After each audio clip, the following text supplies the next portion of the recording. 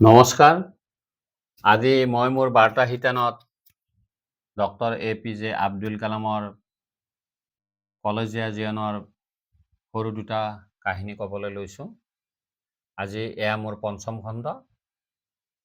কালামে কৰ্মৰ জৰিয়তে কেনেকৈ নিজৰ নৈতিকতা আৰু সততা প্ৰকাশ কৰিছিল, আজি এই কাহিনীত এয়াই প্ৰতিফলিত হৈছে।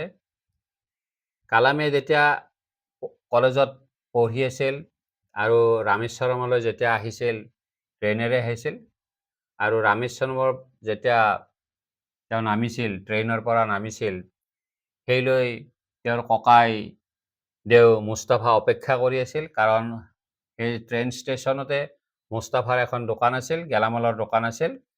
আৰু কালাম আহিলে ককাইদেউ মুস্তাফাই কালামক দোকানখন এৰি নিজৰ সৰু সুৰা কামবোৰ কৰিবলৈ ওলাই গৈছিল। দোকানখনত ঘাইকৈ আলু, পিঁয়াজ, চেনি, দাইল আদিকে ধৰি তাত বিড়ি চিগাৰেটো পোৱা গৈছিল।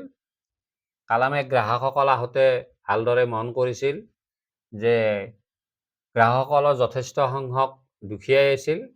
তেওঁলোকে আলু, পিঁয়াজ, চেনি লোৱাৰ উপৰিও তেওঁলোকে নিজৰ প্ৰয়োজনীয় বুলি ভবা আন দুটা বস্তু, সেয়া হৈছে বিড়ি আৰু চিগাৰেট, প্ৰায় সংখ্যক গ্ৰাহকে ক্ৰয় কৰিছিল।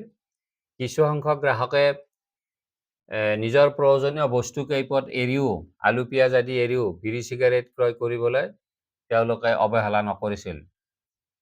গতিকে কালামৰ এটা মনত চিন্তা আহিছিল যে এই ডাল দৰিদ্ৰ মানুহখিনিয়ে নিজৰ উপাৰ্জিত ধনৰ এটা অংশ কেনেকৈ বিড়ি চিগাৰেটৰ ধোঁৱাৰ লগত উৰুৱাই দিয়ে, সেইলৈ কালাম যথেষ্ট চিন্তিত হৈছিল।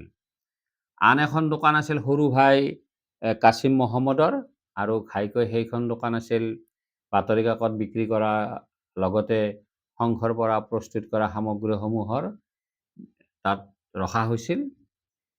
দোকানৰ গৰাকীয়ে কালামক অত্যন্ত ভৰাত সেই দোকান এৰি থৈ গৈছিল আৰু কালামেও সেয়া সততাৰে সেয়া দোকান চম্ভালি লৈছিল।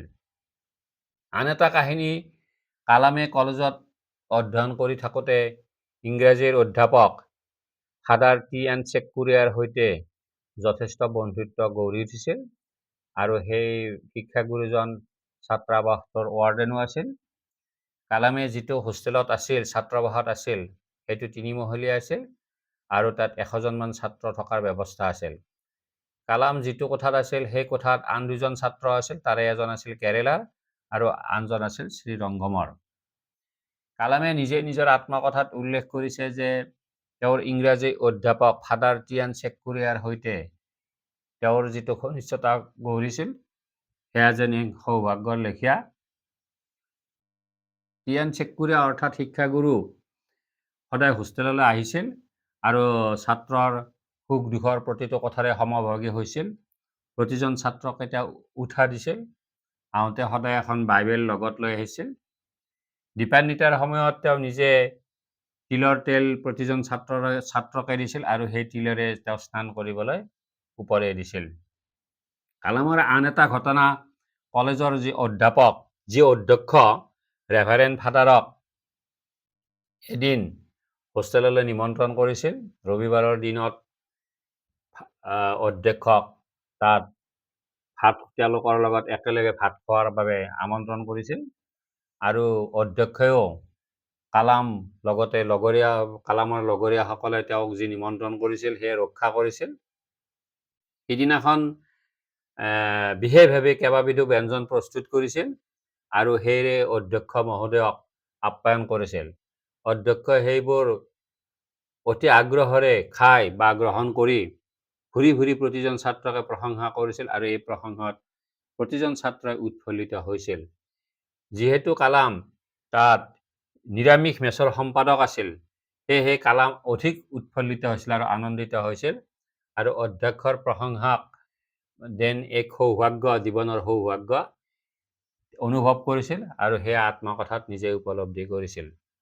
ইয়াৰ দ্বাৰা আমি বুজিব পাৰিলোঁ যে কালামে প্ৰতিটো কৰ্ম সততা আৰু নিষ্ঠাৰে কৰিছিল, সেয়া যিয়ে নহওক লাগিলে। গতিকে আমি আমাৰ নৱপ্ৰজন্মকো এইটো কথা ক'বলৈ পাৰোঁ যে প্ৰতিটো কামেই যদি আমি সততা আৰু নিষ্ঠাৰে পালন কৰোঁ, তেতিয়া মানুহৰ বিশ্বাসভাজন হ'ব পাৰি আৰু সেই বিশ্বাসে মানুহক ভৱিষ্যত গঢ়াৰ বাবে এক অস্ত্ৰ হিচাপে গঢ় দি উঠে, সেয়া সকলোৱে বুজা উচিত। মোৰ এই বাৰ্তাটো আপোনালোকে ভাল পালে মন্তব্য দিব পাৰে আৰু প্ৰয়োজনত এয়া আনলৈ প্ৰেৰণ কৰিবও পাৰে। ধন্যবাদ।